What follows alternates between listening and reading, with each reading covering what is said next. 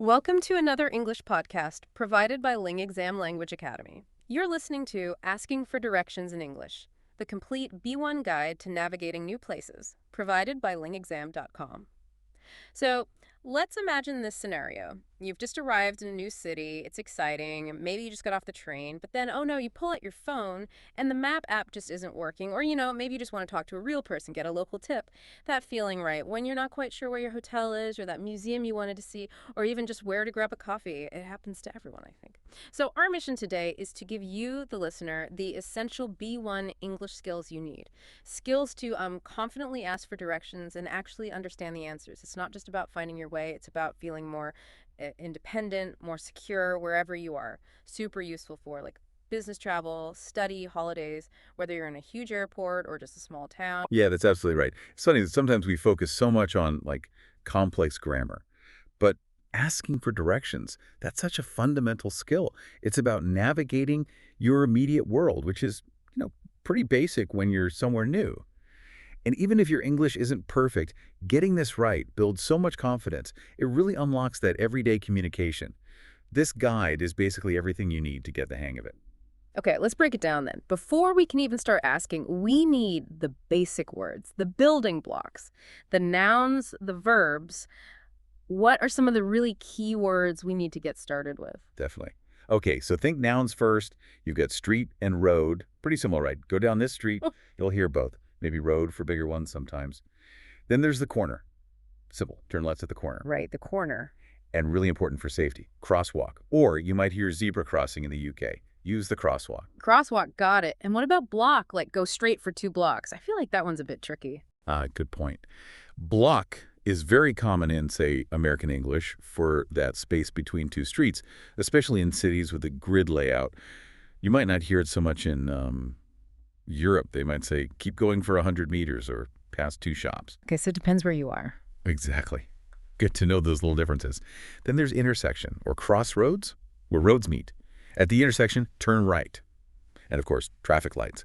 Go straight at the traffic lights. These are your basic location words. Okay, so those words tell us where things are. But what about moving? The actions. How do we talk about getting from here to there? Right, the verbs. These get you moving.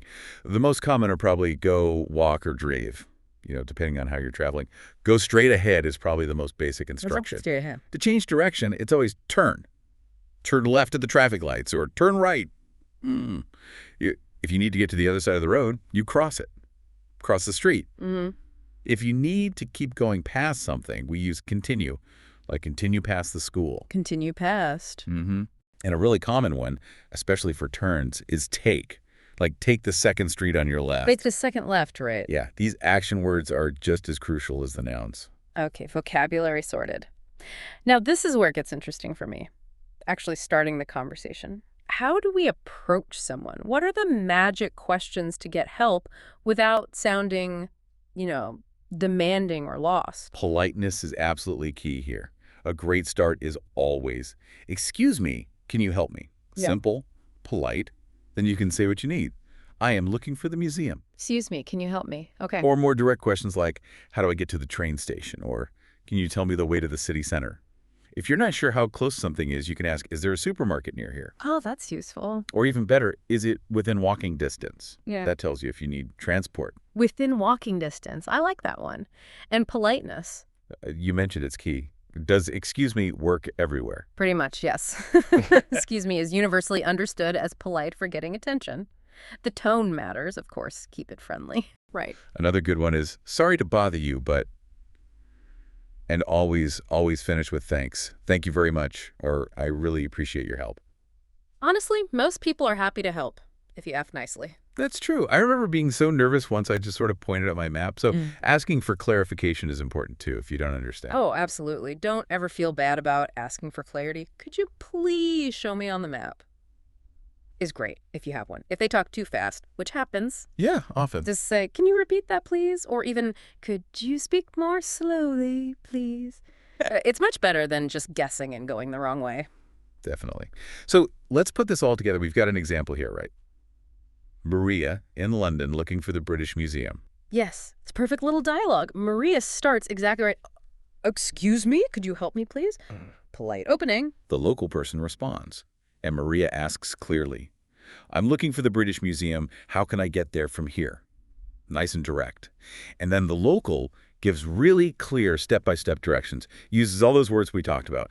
Go straight along this street for about 3 blocks. Then turn left at the traffic lights. They even add a landmark. You'll see a big bookstore on the corner. Ah, the landmark helps. It really does. Then walk past the bookstore and the museum will be on your right opposite the park. See? Using past and opposite. And Maria double-checks. Is it far from here? Smart question. She even asks what to do if she gets lost. That's good planning. Exactly. And they both finish politely. It's a model conversation, really. That example really shows how it works. And it makes me think of other useful phrases too. Like if you're totally lost, you can just say, I'm lost. Can you help me, please? Very direct. Yes, sometimes simple is best. Or if you think you know the way but aren't sure, is it this way? While pointing. Gestures help. Or asking about transport. Should I take the bus or walk? Practical things like, is there a bank nearby? Or where is the nearest ATM? Essential phrases. And if the directions are complex, maybe, could you draw a map for me? Though maybe fewer people do that now with phones. Still worth asking sometimes. True. And for public transport, do I need to change buses? Or which direction is the train station? Or hopefully you don't need it, but is there a hospital close to here? Good to have those ready, just in case. Okay, so we have the words, the questions, we've seen an example. How do you, the listener, actually do this? Let's bring it down into simple steps. Right, a clear plan. First step, get their attention politely. We keep saying it, but it matters. Sorry to interrupt. Okay, step 1, polite start. Step 2, clearly say what you need. Be simple. I am looking for the Science Museum. Or, where is the nearest bus stop? Show your Mac if you have it out. Step 2, clear question. Step 3, listen carefully. This can be tough. Focus on keywords. Left, right, straight, past, next to. Don't panic if you miss a word. Listen for keywords. Got it. Step 4, ask for repetition or clarification if you need it. Seriously, don't be shy. Sorry, could you repeat that? Or could you speak more slowly? It's fine. Okay.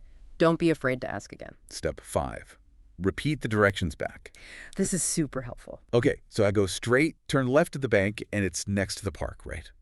It confirms you understood and lets them correct you. Repeat back. Smart.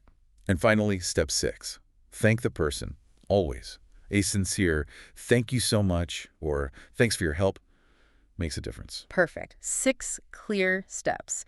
That makes it feel much less daunting. Now, maybe we can dive a bit deeper into some of those key direction words just to make sure we really, really get them. Good idea. Let's reinforce them. Go straight or straight ahead. Means keep going the same way.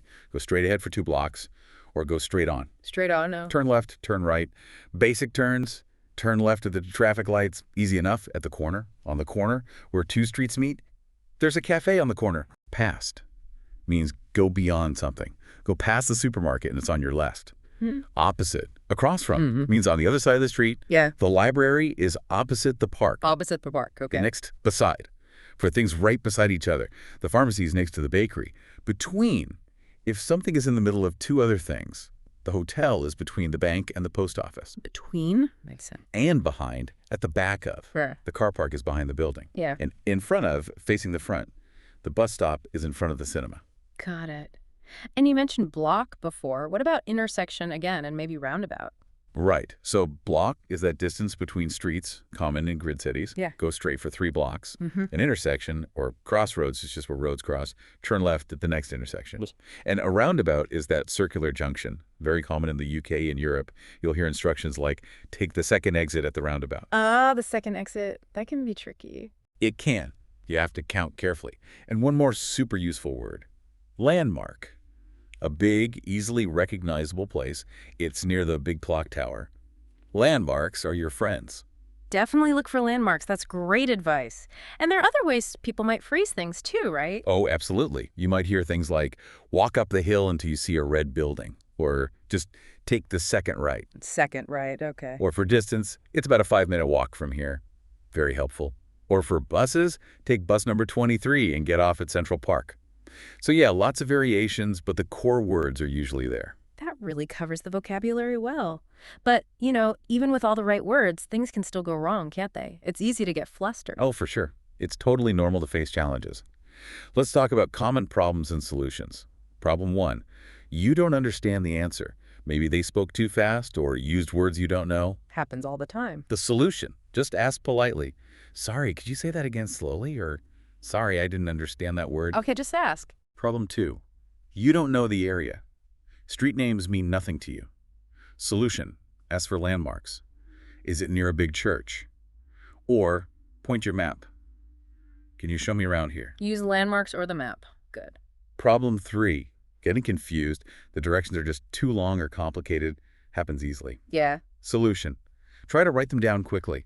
Or ask them to show you on your phone map. Could you show me on this map, please? Breaking it down helps. Write it down or use the map again. Smart. And the last big one. Being afraid or too shy to ask, lots of learners feel this, worrying about mistakes. I can relate to that. The solution is really just remembering that most people are nice, they want to help, take a breath, smile, and start with, excuse me, it usually works out fine. Mistakes are okay. That's really encouraging. So, to wrap it all up, what are the absolute top tips for success, the key takeaways? Okay, the main strategies. Number 1, be polite and friendly. Smile, use please and thank you. It makes a huge difference. Politeness first. 2, speak clearly and use simple language. Don't try to be too fancy. Basic B1 English is perfect. Keep it simple. 3, use gestures and point. Pointing to your map or in a direction can really help understanding. Gestures are good. 4, use technology as support. Your phone map is a great tool. Show it.